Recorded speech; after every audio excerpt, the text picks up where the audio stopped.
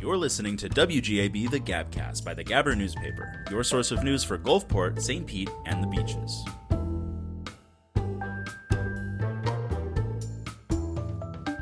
Welcome back to WGAB The GabCast. I'm Cameron, and today we will once again have Ethan talk with Ward 3 Council member Cosi Jackson, but this time they'll be talking about how Gulfport uses AI.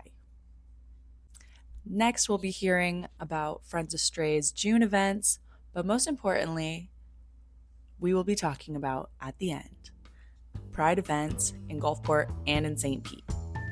Now let's get into it.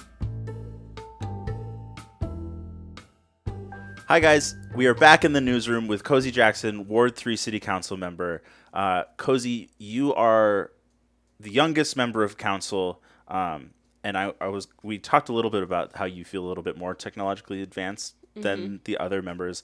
And at the last meeting, you brought up AI and how it can help Gulfport. Can you tell us a little bit more about that? Yeah, so ChatGPT, OpenAI, when that was released, that was pretty revolutionary, I'd say. A pretty big market disruptor in terms of how quickly you can push things out into production.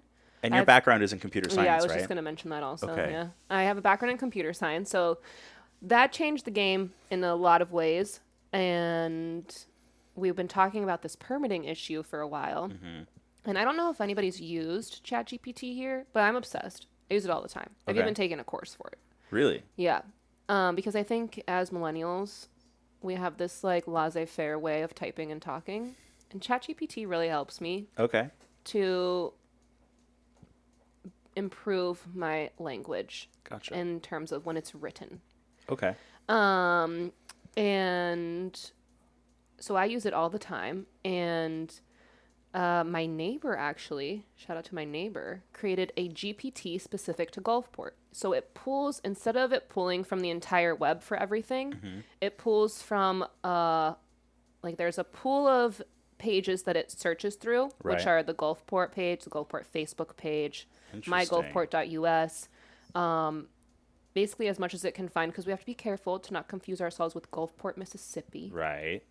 And so you can actually, it's open source, which means you don't have to pay for it, and anyone can look at it and go into it. So if you go to OpenAI, ChatGPT, and you type into my GPT's Gulfport, Florida, it'll pop up, and it'll tell you all kinds of fun facts about Florida, what the people on Facebook are saying, what the agenda was on the last city council meeting. Interesting. And you can even ask it questions like, can you explain to me this agenda item like I'm 5 years old? Right. So it can take a lot of that like government legalese and break it down for you, which I also find helpful. And just quick side note though, because it does use Facebook and it is AI, it is very confident on answers it gives, and so it's not always correct. Got it. So I would really love to flag that. Yeah, absolutely. As a note, because what we're going to use in the city if we use AI will have a customization to protect it from saying an answer confidently with a low confident rate on what it says. So we can kind of protect ourselves with restrictions. Right. So my next question is how could you integrate AI in the permitting process? Probably starting with the chatbot. And just having something to talk to, I think would help people, because that's been the general complaint, right? Of they can't get information, they're not sure how to get their questions answered. If their permit is denied, or they got pushback on their permit, they don't understand the reason it was a no. Gotcha. And so having something like ChatGPT be able to say, here's your permit, and you can ask it, why did this not go through? It can explain it for you. Gotcha. So it can help explain. So like, here's what you missed. Here's what you need to do for the next time. Yeah. Gotcha. This is how you include what you need. Or like you can ask ChatGPT to like write the the correction for you. Okay. And it'll even help you. The way that I use it for formalizing my written notes is also how you can help yourself write something that is totally specific to like, like people who are writing permits are I don't know how to, I don't like contractors, Sure, you know? right. They do this all the time. And so Right. for someone who doesn't have that experience, this can help them kind of do it correctly. Totally. Okay, and it'll cool. it'll tell you exactly what to write. And I mean, so we're thinking of having like a chat bot like that, not just for permitting, but also on the main Gulfport website. So you can just ask it all kinds of questions and it'll be there for you to have some form of dialogue when you can't get a hold of somebody Right. within the city, because we're a super efficient city.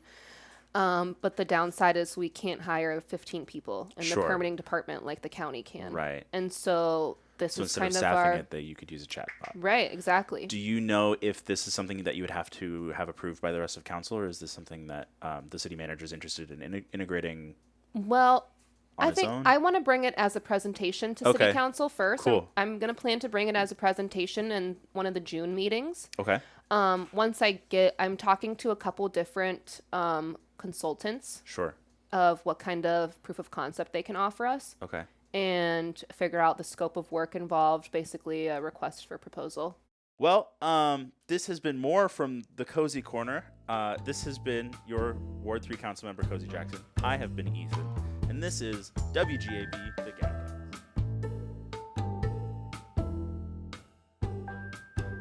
I am back in the Catbox conference room with. Dara Worthington. I'm the CEO. We have Cats and Mats yoga here. So we're doing awesome. kitten yoga every third Yes. Saturday. So the cats at just 10 walk a.m. around while you do yoga, Yes. like downward dog. Yes, like, it's okay, fantastic. that's awesome. It's everything you would think it would be. So we can fit about 20 people in this room. Okay. And we've got a great yoga instructor that comes once a month for us. And what's her name? Crystal Yoga. Okay. Crystal Cage. Sorry, Awesome. Crystal Yoga. Okay. Oh, that's beautiful. Yeah. That's a great name for Yeah. yoga instructor. Yeah. June is our big fundraiser. We're actually not doing our gala this year Any specific reason why? because it's right in the middle of hurricane season. So that would make sense Yeah. why it needs to So be moved. last year it was literally the week between Helene and Milton, and I almost canceled it before after Helene had, because I knew Milton was coming, and I was like, man, we can't do this. Like, this is not a good look. It's not. I don't know. Where we should go from here. But we went ahead and had it.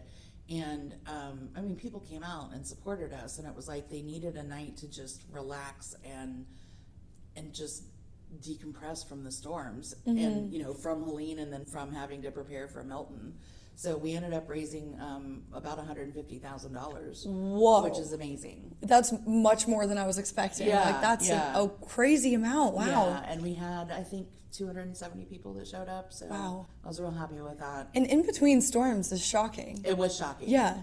So you guys opted to not do it this year just because it was too much last so time? we've Okay. been talking about this over the last couple of years, because it's always been in October, and that's always kind of tricky with planning for, especially during hurricane season.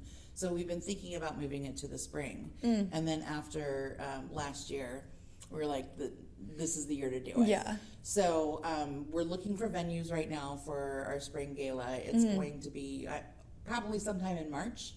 Okay. And the theme, so the gala name is Wags and Whiskers. That's so But cute. we have a different theme every year. Yeah. And next year it is going to be Cheshire Cat Ball.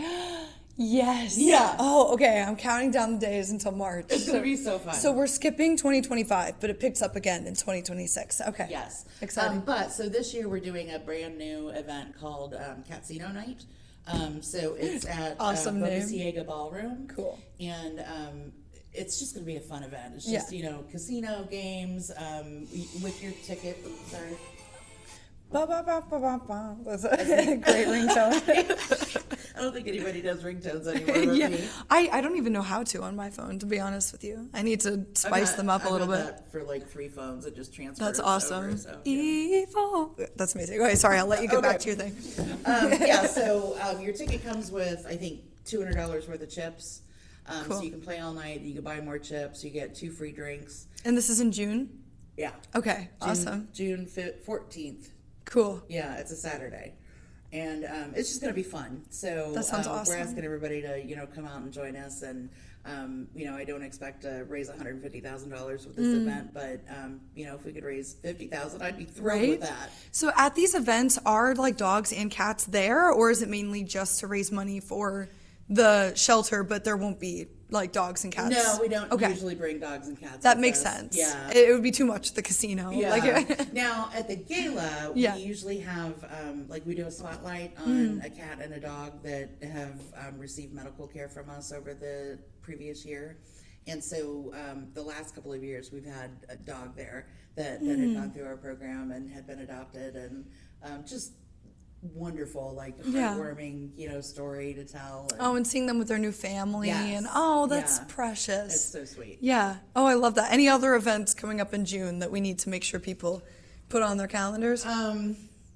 We always do Yappy Hour at Pinellas Ale Works on looks like the third Thursday of each month. Cool. And then we're going to be doing Pride, of course. Awesome. So we'll be at the Street Festival on the Grand Central District, and we'll I don't know if we're doing the parade, but we'll definitely be involved with the Pride Cool. events as well. Oh, amazing. And when does Yappy Hour start?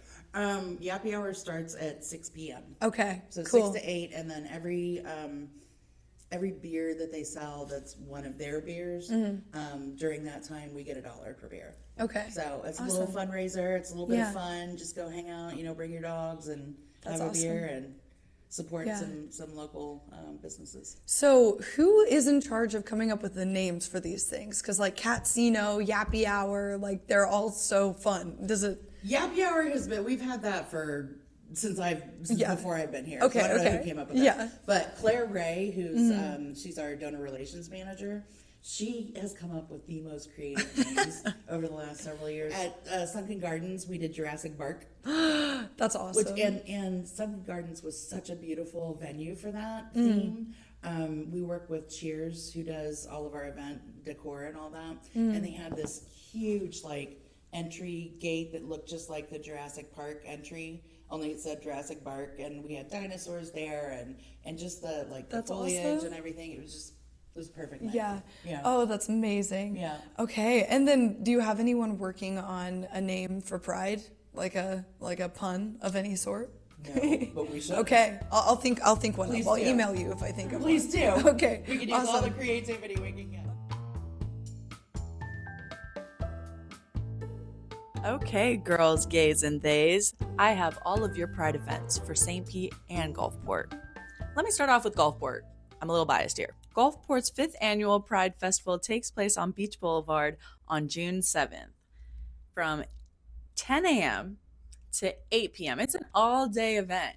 There's going to be vendors, there's going to be performers, there's going to be food trucks, there's going to be chalk, bubbles, everything you would want. All of the things you'd expect from a fantastic Pride Fest.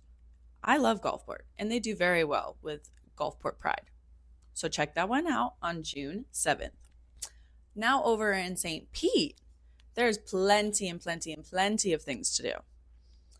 There will be a Youth Pride and Family Day on June 7th with loads of family-oriented activities. Now on June 12th, St. Pete's Museum of Fine Arts will host a Stonewall reception. On June 18th, the James Museum will host Transtastic. It's a celebration of St. Pete's trans and non-binary community. Lastly, on June 28th, St. Pete's Pride Parade will take place at North and South Straub Park.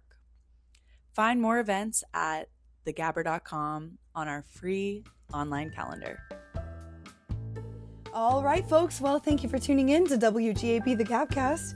Until next time, you can get all your Gulfport, St. Pete, and the Beaches news at thegabber.com. This episode was recorded and edited by me, Nicole Vogler, with additional recording by Cameron Healy, the editor-in-chief of the Gabber newspaper. And the music you heard throughout this episode was made by Cyberwave Orchestra. Thank you to all of you for tuning in. And to steal a line from Ethan, we have been the Gabber, and this has been the GabCast. We'll see you next time.